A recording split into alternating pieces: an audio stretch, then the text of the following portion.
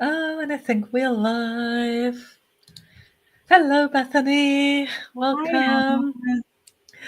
Welcome. Thanks everyone for tuning in. I'm Anna Clemens from the Researchers Writing Academy, and this is the YouTube Live, LinkedIn Live / podcast episode for the Researchers Writing podcast.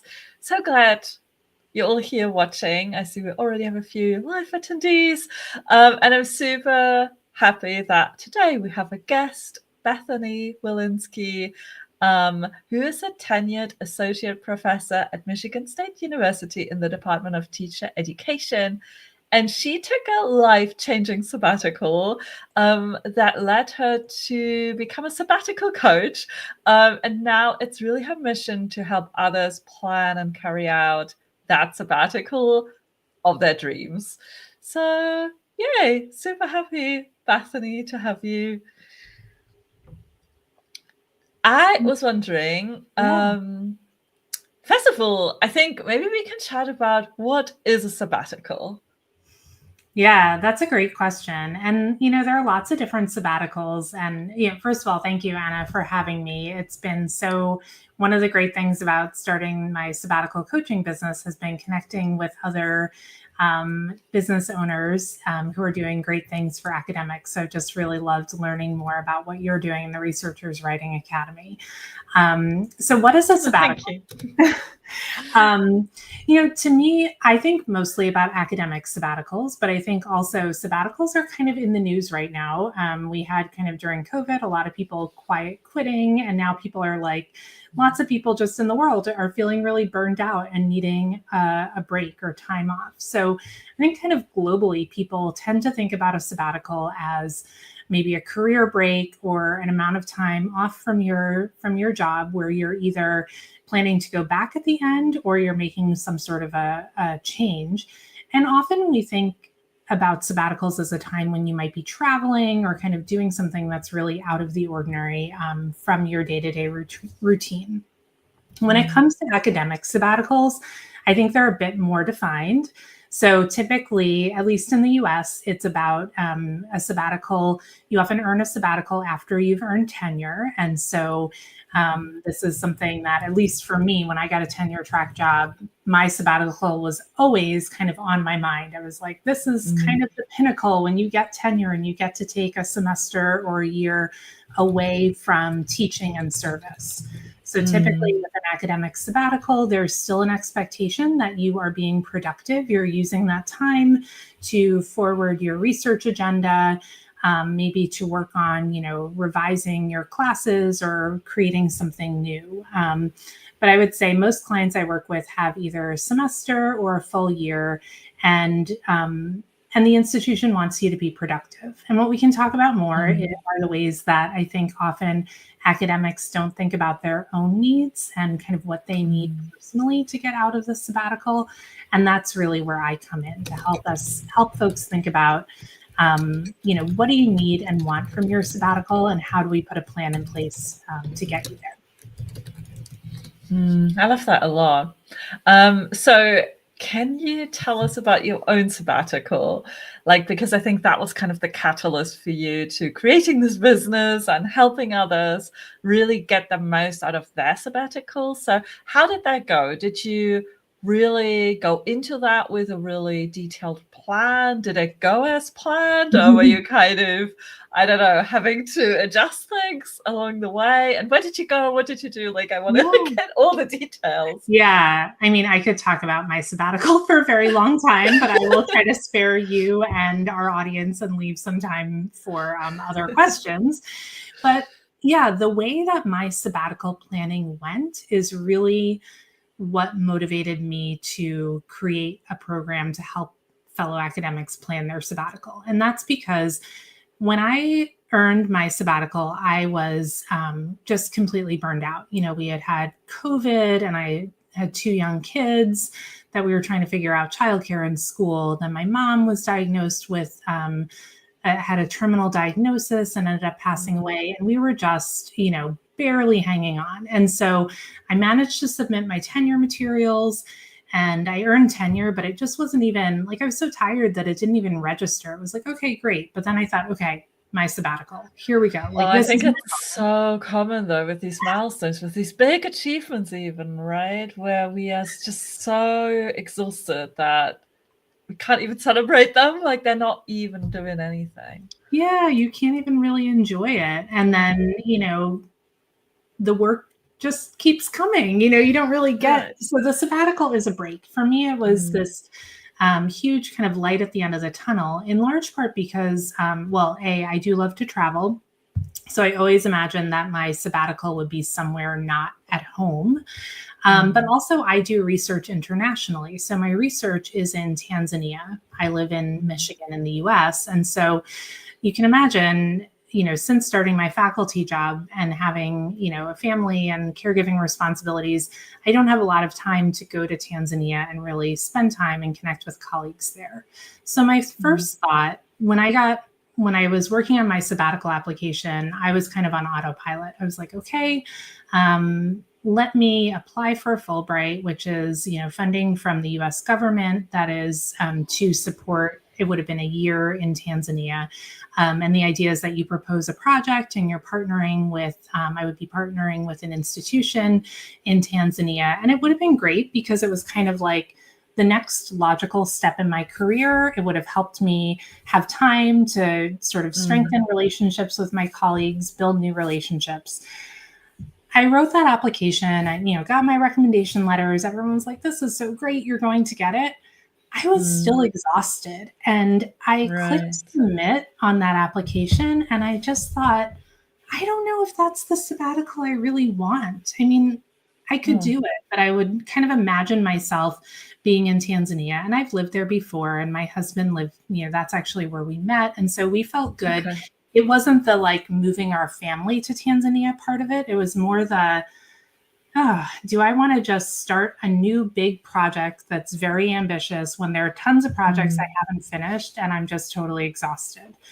So that kind of coincided with, in my department, we have this great tradition of when people come back from their sabbatical, they give a sabbatical report, which is like a lovely PowerPoint, and they share pictures of all the wonderful things they've done. And it's really inspiring because you get to learn about your colleagues' life outside of work. And also for me, it was like, it helped me dream and envision like what my sabbatical could be.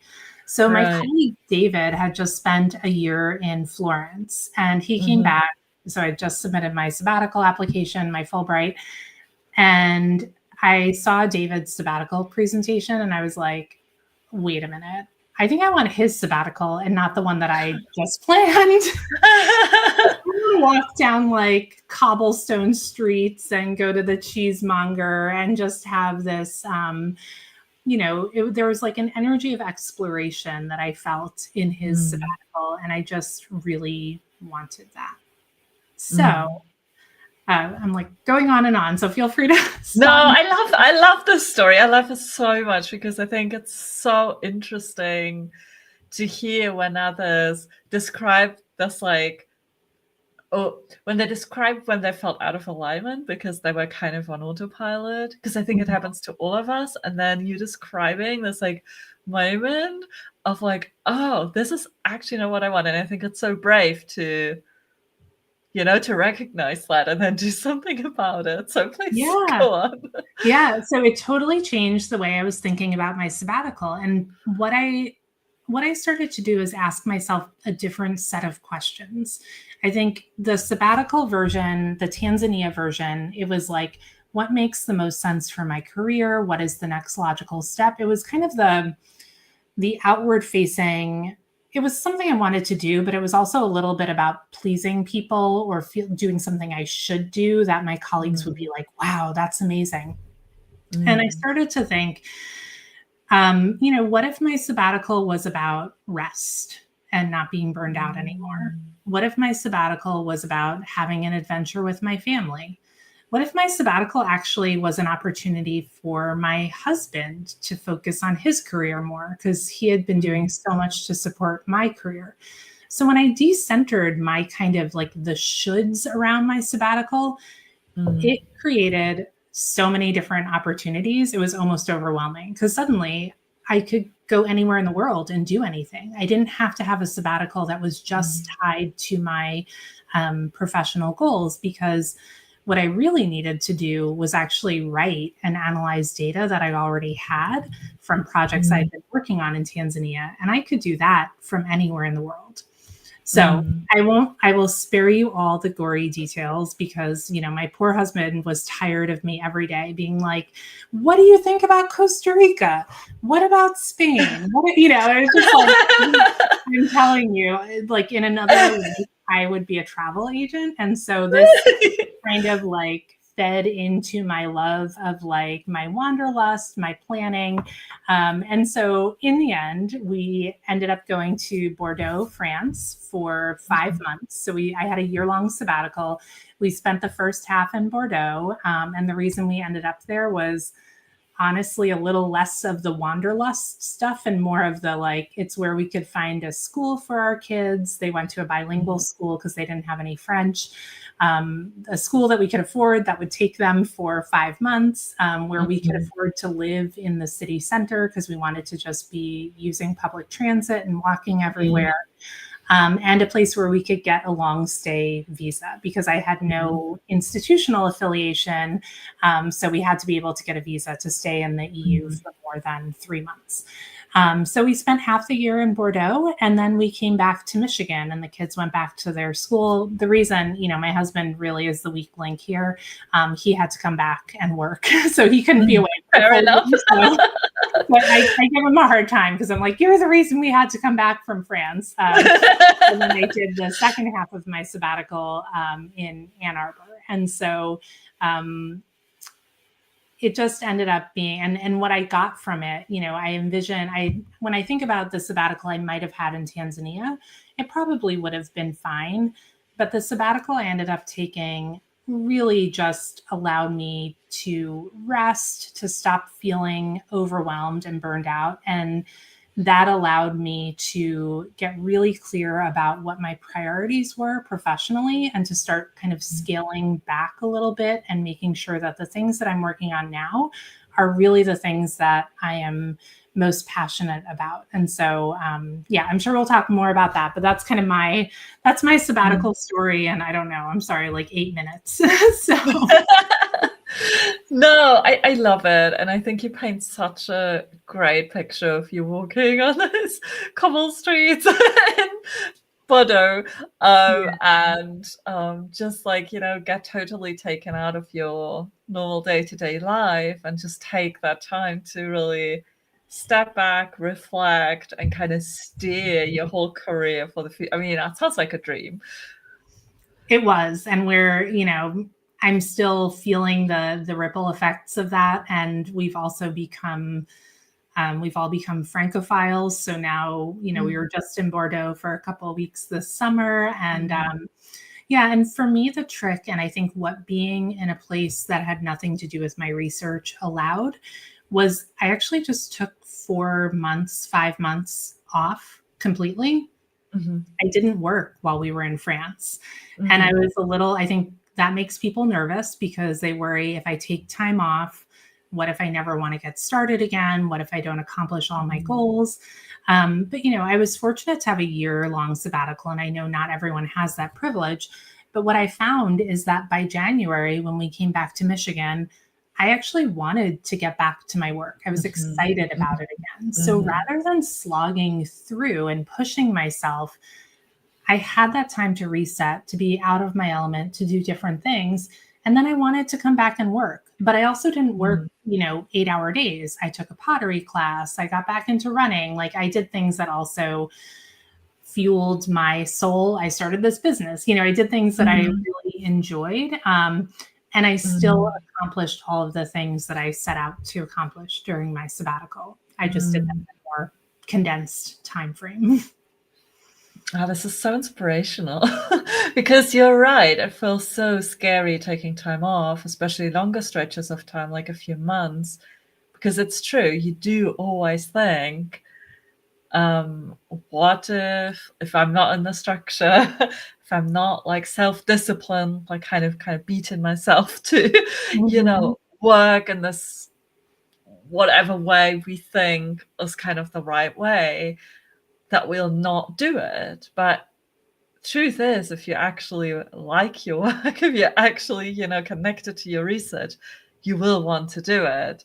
Yeah. The reason why maybe sometimes you have to push yourself is often burnout, right? It's often because we're so exhausted and there's just nothing left in the tank. So in order to get it done, we have to force ourselves. So Yeah. I love this so much for you that you got that time and experienced that. All right. Well, should everyone do that? Like, do you think every academic should have this experience, or maybe can you like just you touched on a lot of points already, but can you give like a summary of what can you get out of a sabbatical? Yeah, I'm going to give a not satisfying answer because I think it's really going to depend a lot on what you need and what I've learned. So my sabbatical is one example of a way to do a sabbatical, but I have not met anyone else who's done their sabbatical the same way as I have, because we each have our own sort of ecosystems we exist in, job expectations, responsibilities, in our professional lives, caregiving responsibilities. So, I was fortunate, I was able, and I wanted to, it's a lot of work to plan a sabbatical, like to move your family somewhere for a short period of time. Oh, yeah. I'm not going to lie, 100% Yeah. worth it, but it's a lot of work. And so I decided that for me, a priority was a geographic change. But what I do with my clients is we start actually not with the sabbatical plan, but with identifying the purpose and priorities for the sabbatical. And for each person, that's going to be different. So some people come into sabbatical just really overwhelmed. And so the priority is getting over burnout and kind of just getting into a routine and figuring out how to make their career more sustainable. For other people, it is like having an adventure, going somewhere new. For other people, their kids are going through like major transitions. And so they need to kind of use the time to help support something that's going on in their family.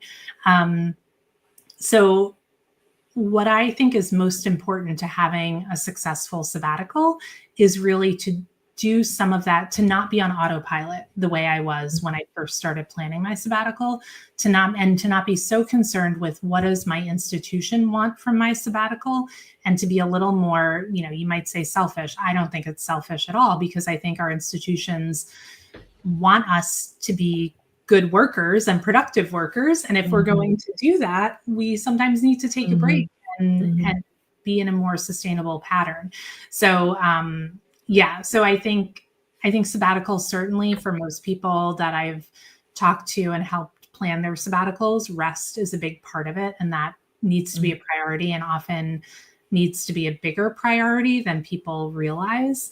But then I think, whether you go somewhere new or you stay home for sabbatical, a key is to knowing what you want to prioritize, what you want to get out, and then also figuring out, how do I create different like daily rhythms and routines to support that?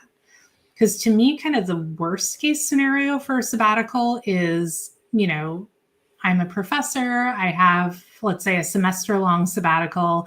So that means I don't have to teach or go to committee meetings.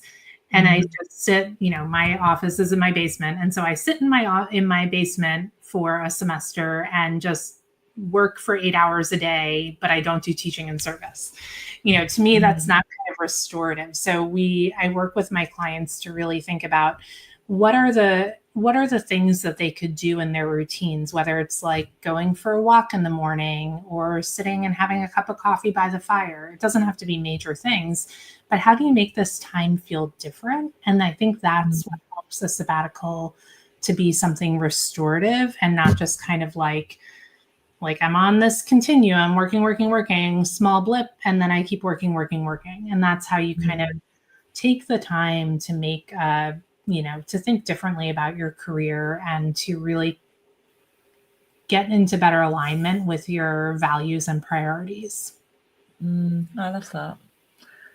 Yeah, so that's one like common mistakes that you see academics make when they're going on sabbatical is that they don't make the time feel different enough, that they're just staying at home and like in their routine just without all the meetings. Yeah. And probably without a new structure, right? Just like getting rid of the old structure and not building a new structure. I'm wondering, is there anything else? What are other like common mistakes academics do in their sabbatical or when they plan their sabbatical? Mm-hmm. I think overpromising, right? Thinking, I'm guilty of this too, but most of us tend to be really bad at estimating the amount of time that things will take us. I'm sure you see this all the time in your all the time, yeah. right? Oh yeah, I'll get that article submitted in 2 weeks. And you completely forget all of the steps that you need to take. And everything that's already in the calendar. Exactly. Yeah. And so I think, I always tell my clients, if you are at the point where you have earned a sabbatical, you are likely highly motivated, highly successful. I'm not trying to tell you how to be more productive. If anything, I'm trying to help people figure out, how do I kind of slow down, scale back, and set reasonable expectations so that, yes, some work gets done, but also the rest, or the, whatever you feel like doing on your sabbatical gets done. So we work a lot on setting reasonable expectations for the things you will produce during your sabbatical. And I think that's a common mistake. People are like, I'm going to submit 5 articles during my semester-long sabbatical and also write a grant, and that's just, your eyes went wide. I'm like, I don't know, but it's that kind of thing, right? And then the other thing that I think people don't realize is that I think sometimes we think of productivity as only measured by like tangible products. But I think a sabbatical is a great time to do things like, building your network or scholarly community. And that might not always have this kind of tangible product, but you're kind of, you're planting some seeds where things might take root later on. It might not happen during the sabbatical. So the other thing I encourage people to think about is, how do we, when you're trying to tell your institution what will come out of your sabbatical, how do you think more expansively? It's not just publications and grants and things like that. And then the other thing is, often I'm working with people, they've already submitted the sabbatical application. But if I get to work with people who have not yet submitted the application, then we can really think about like, what is kind of how do you promise the right amount without over-promising? Because nothing feels worse than spending your whole sabbatical feeling like, I'm never going to get everything that I promised to get done. And for folks who have already written kind of really ambitious sabbatical plans, we do think about what are different ways you might achieve that goal so that it doesn't feel like it's this weight hanging over your head the whole time during your sabbatical. And then the other thing I would say that, I think a lot of people sometimes feel badly if they can't go away on sabbatical. So like, I love telling my sabbatical story, but I also kind of don't, because we got to have this like really cool adventure in France, right? And that's just not everyone's reality, because they have spouses or partners who have to work. They have kids who can't, or other caregiving responsibilities. And so I think that your sabbatical can be life-changing and really transformative, whether you go away or whether you stay home. It's just a matter of how you think about it and how you structure your time during your sabbatical. That's really good. I haven't even thought about like a sabbatical where you stay at home. Like in my mind, it was something where you go away, but of course, for many, this isn't possible. So, it's really good that you that you mentioned that as well. In terms of writing, like if someone wants to get a lot of writing done during the sabbatical, because I think that's often, you mentioned also your first thought was to get like a lot of data collected in the field where you normally can't be all the time. That's, I guess, kind of one common goal, but the other, I guess, is analyzing data and writing, what you ended up doing as well in your sabbatical.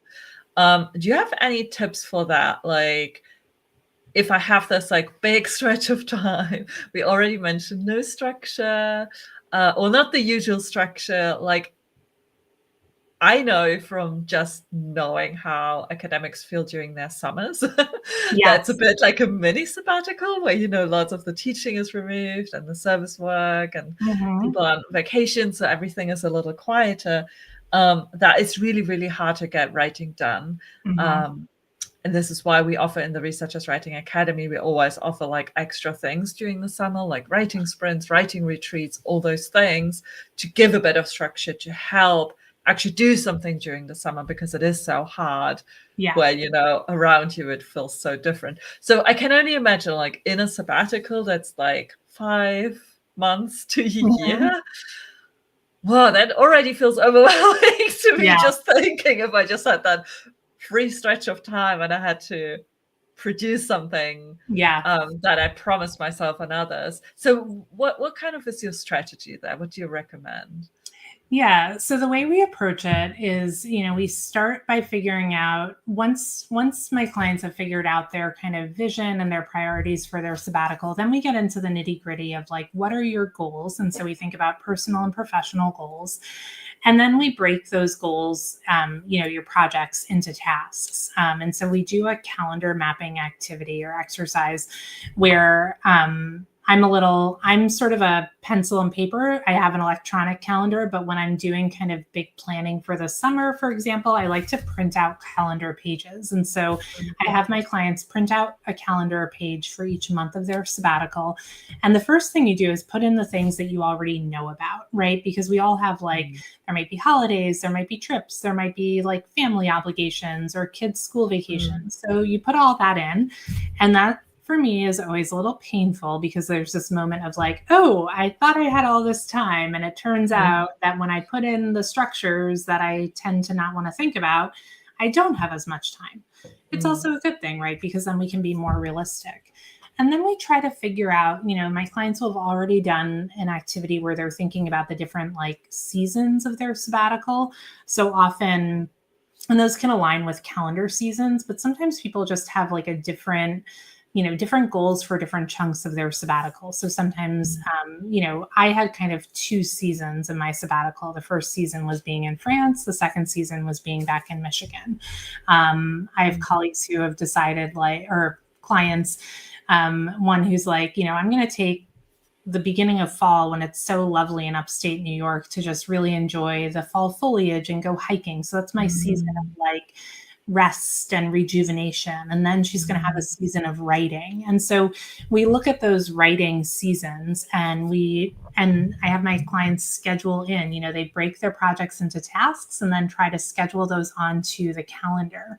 And we use a couple strategies that I'm sure you use. You talked about like writing sprints.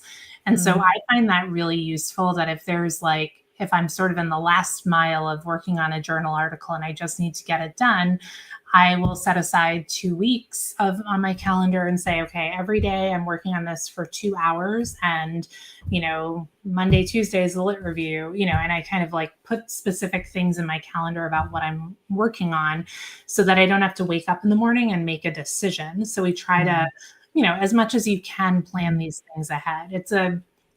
It's a balance between kind of being a bit prescriptive and not being too rigid, because you obviously have to adjust as time goes on. So we try to block out these chunks and also think about the things that would support their writing. So do you have an accountability group? I think, being part of a community like yours during sabbatical would be really helpful, because it can be really hard if you don't have a strong enough sort of like internal drive to keep yourself accountable. It's really helpful to have a community that you check in with, especially if you're trying to like disconnect from your campus community, which I know I was like, work, stay over there. So then suddenly you're like on your own. And so you need to kind of do the community that helps you stay accountable.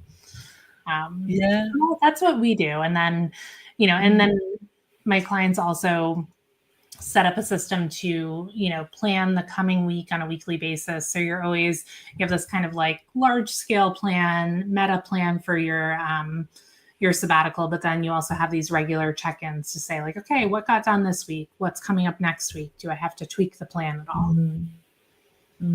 Oh, that's amazing. It's actually very much in alignment what we do in the Researchers Writing Academy in like different places. Like I was, and as you were starting, explaining your method of like people printing out calendars and putting out all the obligations, and that's exactly what I have people do, or not quite exactly, but that's basically the essence of what I have people do in our summer planning workshop. Okay. Like we're literally counting the hours that are left. Yes. And that's always this big moment of like, oh, oops. It's not as many hours as I thought. And I really love what you said about the different seasons and of the sabbatical. And I think even for folks who are listening to this or watching this right now or later, even if you're not planning a sabbatical, I think this is really good advice, thinking through like seasons in your year. And maybe, oh, is this a writing season, or is this a teaching season, or what season, or is this a rest season? Like, I love your focus on rest so much, because we don't typically think we need as much rest as we actually do. We all need a lot more rest than we're having, like, and having like these solid chunks of time like you had, Bethany, in France to rest. I mean, this will literally change your life, I think. Like just that. I mean, it has. Yeah. And I think sometimes academics tend to be cynical. I know I am. And so I feel a little trite saying, I feel like I say I had a life-changing sabbatical and people are like, oh, please. But it really, I mean, starting this business, but it reframed my relationship to my work and my relationship with my family. I think it brought us closer together, and we prioritize things differently. And I do prioritize rest a lot more. And I'm not perfect at it. I will say, like, right now is a season of back to school in my house. And so my daughter, who is 7, left the house in tears this morning because because we are on like day 3 of school and the world is falling apart as we shift into the new routine. But when you think about it as a season, it's like, okay, we're all transitioning right now. We're getting back into a different routine. In another week or so, it's going to be okay. This is not the reality forever. And so then I can look at my work life and say, okay, right now I'm like getting my class up and running. I'm working on my syllabus. I have new clients reaching out to me. So this is not a writing season for me these couple weeks, right? Like my writing season will start a little bit later. But when we relieve ourselves of that pressure to have to do everything all the time, it's just so freeing. And honestly, I think I could put that pressure on myself and say, you must be doing everything all at once these weeks, even when you're in this season of transition. And I probably wouldn't get it all done, and I would just be way more stressed out. So let me just lower the expectation and enjoy a little bit more. And I think that's a lot of what I think planning a good sabbatical is saying, like, okay, here's my dream. And then coming down to reality and saying, what if we did kind of like the minimum viable product for your sabbatical? This is what I'll ask people. Like, what is, if you could only accomplish 2 things during your sabbatical, like what would you feel good about having done if it was less than maybe what you're telling me? And so we say, okay, how about those are your sabbatical goals? And if you finish those things, great. Then you can decide, do I just want to take the rest of the time off because I did what I said I would do, or do I want to do something else? And that's kind of like gravy, right? Or the cherry on top or something. And it's not about slacking off. It's just about, giving yourself a little bit of breathing room because you've been under pressure for so long.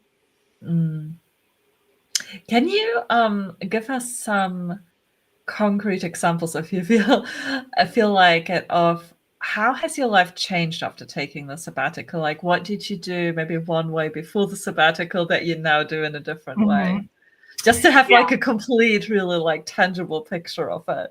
Yes. So before my sabbatical, I was definitely in this, I'm a people pleaser. I don't like to say no to people, and I get excited about new projects and new ideas, genuinely.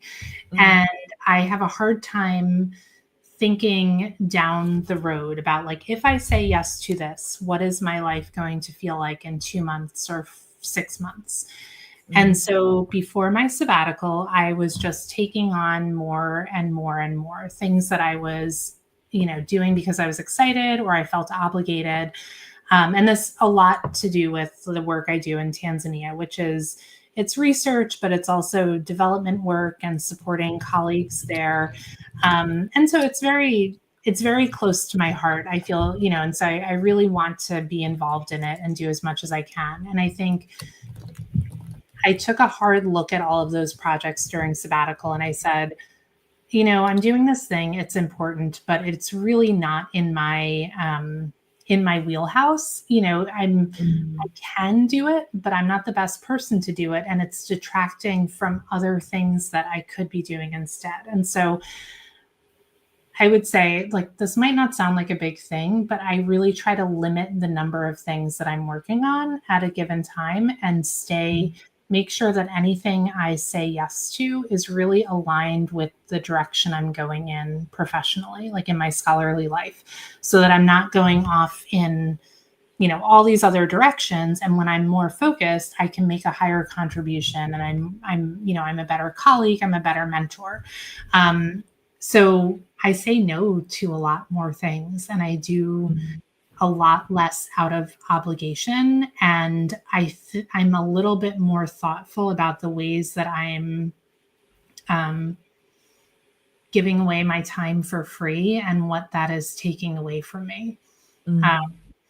So yeah, I don't know if that resonates or sounds life-changing, but for me, it's I mean, it absolutely does sound life-changing.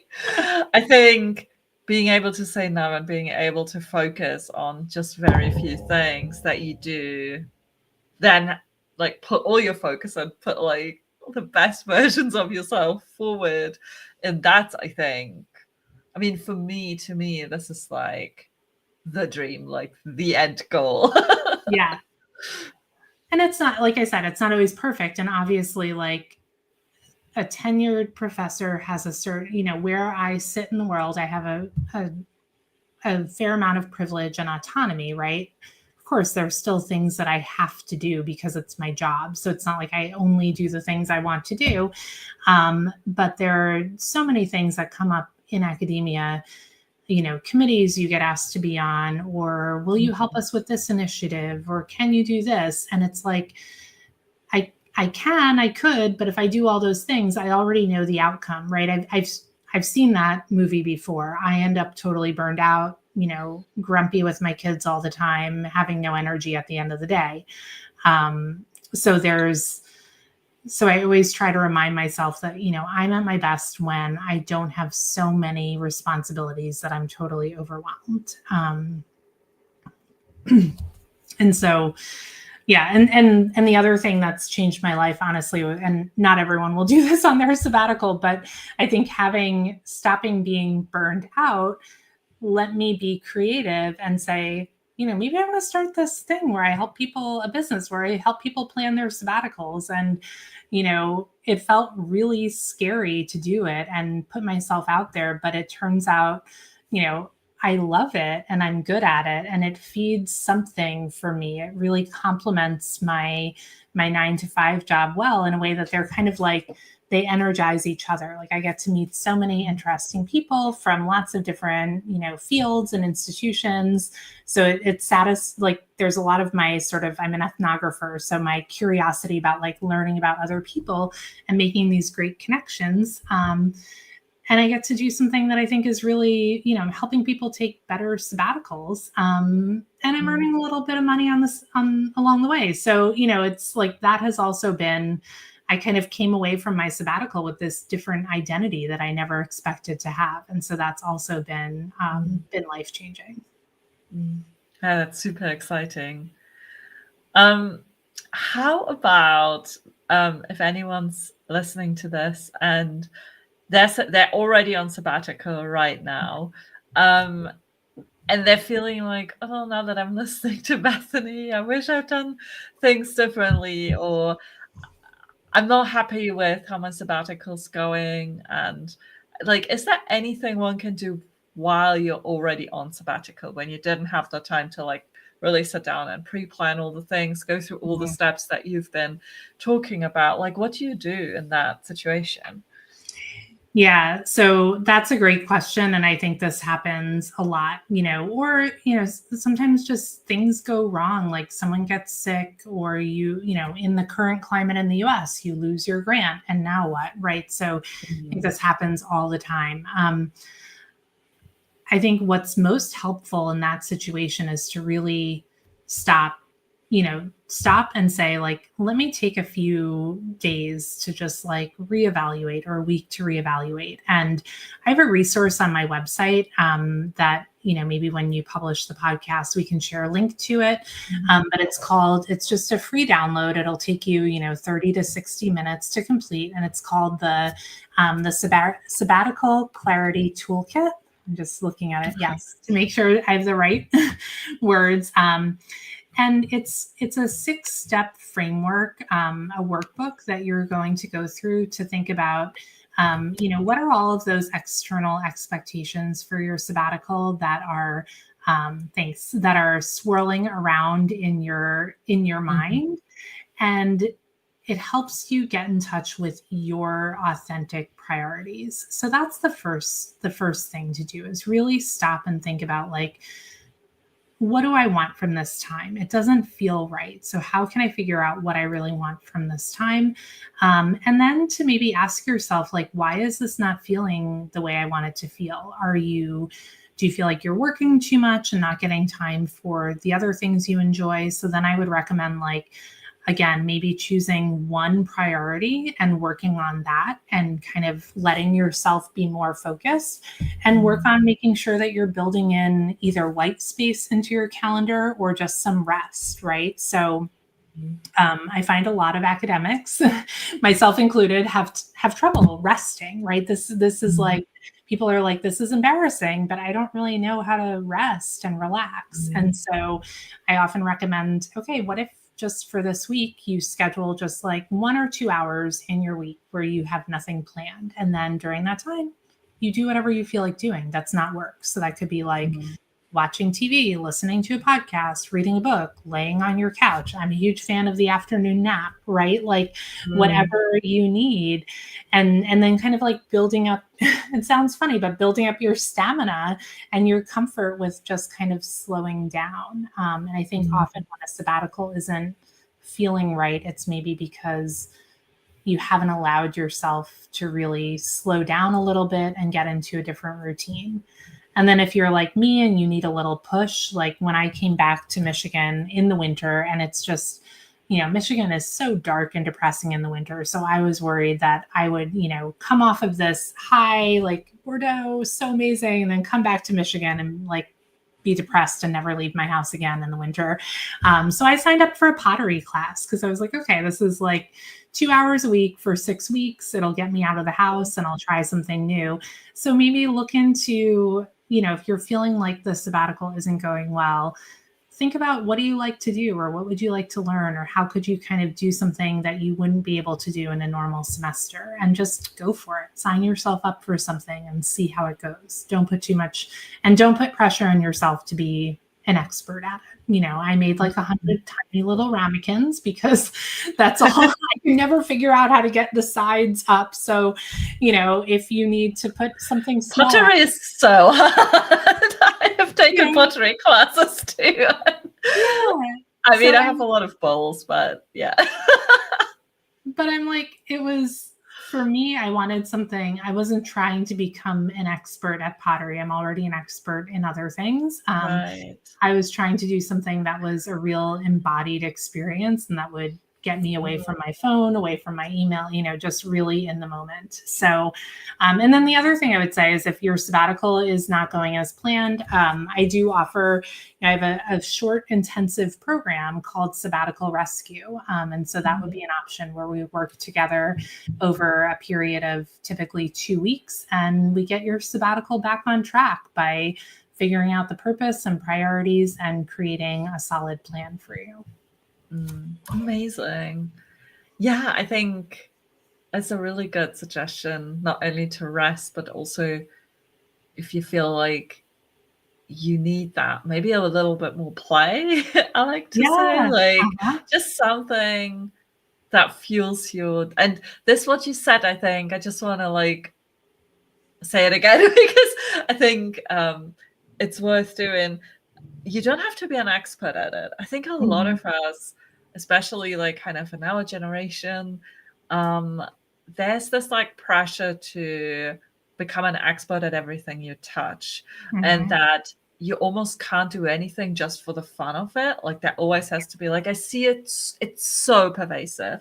Like people start going running and then they have to run a marathon. And Yeah. I'm always thinking, you don't, it's not required. Like, you don't Yeah. have to run a marathon. Like, you can just run for the fun of it. And I personally love running. So for me, but I'm like the only one I know who just runs for the fun of it. Like, I Right. don't You care. I don't don't have want to to run with goal. anyone else.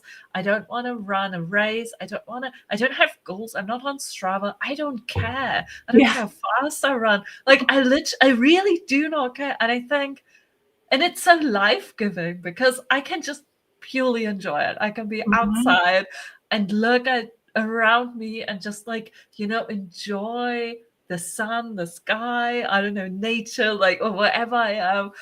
I can just like explore, and I don't know, it's so different. And I think there's just one example, but with anything, like with pottery, it doesn't matter if you produce the most beautiful vases, like Yeah. just, do something. And also doing something, I think, like creatively, like with your hands, like building something, Mhm. that is like, because most of us just work, as you said, like on a computer, Yeah. and it's all very like cerebral, and we're not really having this, like, I think you said at some point, embodied experience, Mhm. like trying to get that, like trying to get your body. And I really, really like that suggestion. And I think whether you're on a sabbatical or not, that's a really nice thing trying to integrate into your day. And I know it's really Yeah. hard when you're not on sabbatical to find time for anything like that. But also there's I was thinking about this over the summer because I have these boom and bust cycles with I love running too. And it's so much easier in the summer because obviously the weather's good. I feel more energized.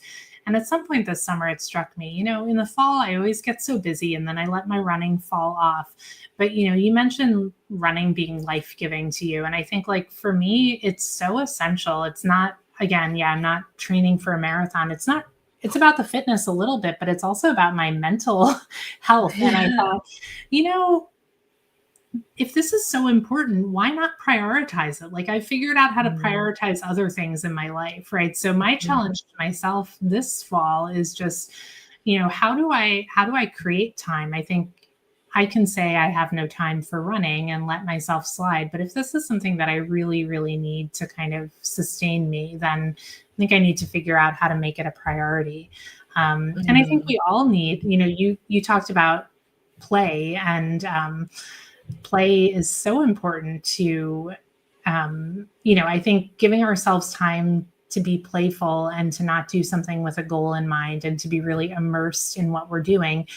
I think that helps us be more productive in our kind of scholarship, absolutely. right? We can't always be cerebral, always thinking of the next thing. I mean, why do people get their good ideas in the shower, right? Because you're not Right. sitting there trying to think of the thing. So, Yeah. Because I think we're underestimating our brains. Like our brains mhm. work away as we play. And that, not that that's the only reason why you should play, but um brains just need so much breathing room, and they don't need to consciously work and think on something. Yeah, They can do it all on their own. Like there's so much going on that we don't even realize. yeah. And like, yeah, it's mind blowing. I mean, once you start like doing more of these things, and I guess working less intensely or less hours, Mhm. um, so that you have more time for other things that fuel your brain. I'm seeing like such a big transformation for myself since Yeah. I'm self-employed and I have this like autonomy over my schedule. Like I cannot imagine anything else anymore because Mm-hmm. like being able to prioritize running, weightlifting, like all the things that I know for my mental health are so good. Like I can't even imagine like, just looking back at how depressed I was and how like, being in a very rigid structure, how that like Mm-hmm. didn't allow me to develop in this way that was possible. Like that was like, Yeah. yeah, it's just mind blowing. Yeah. And yeah, there's a really great episode. I listen to this podcast called the Good Life podcast sometimes, and they had I think a neuroscientist on, but they were talking about kind of the nature of work and how, the modern workplace was really designed. It's like a holdover from the industrial revolution when you're like working on an assembly line, and so you can do kind of repetitive Right. tasks over, you know obviously it's not good to do repetitive tasks over an 8 to 9 hour day, but the point they were making is that knowledge work is really different, and so but we Yeah. haven't adapted our expectations for the workday to align with the way, like, what your brain needs to do knowledge work. And in this case, academics listening to this, you are producing knowledge. That is not something that you can just, it's not like, I don't know, putting widgets on. I'm not sure. I'm not going to make a good example right now. But, right? Like we can't just be in this constant push, push, push. I mean, certainly we've done it, like especially if you're pre-tenure and you're trying to get publications out. I get it, sometimes you need to like push yourself, but for me that is not typically my best work. Right, my best work happens when I have time to let things percolate a little, when I can think about something and then go do something else and then come back to it.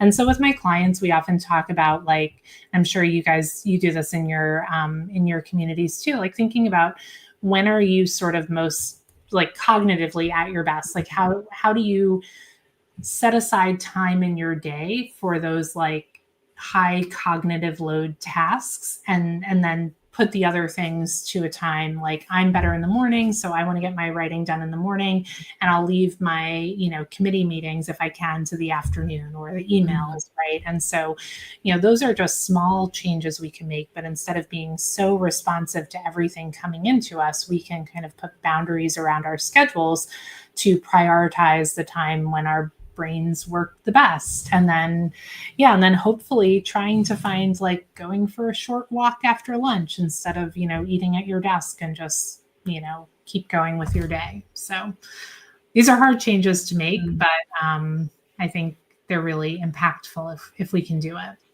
Yeah, I totally agree. I totally agree. Just like starting to experiment with something, and see how it goes. Because yeah, I think it is sometimes mentally really hard to change these habits because they're so ingrained, and you will come up against a lot of like preconceptions that you're having, kind of beliefs that you're holding on to. Like, I'm just speaking from my own experience. Yeah, no, about work and work ethic and yes, all the things. It is hard.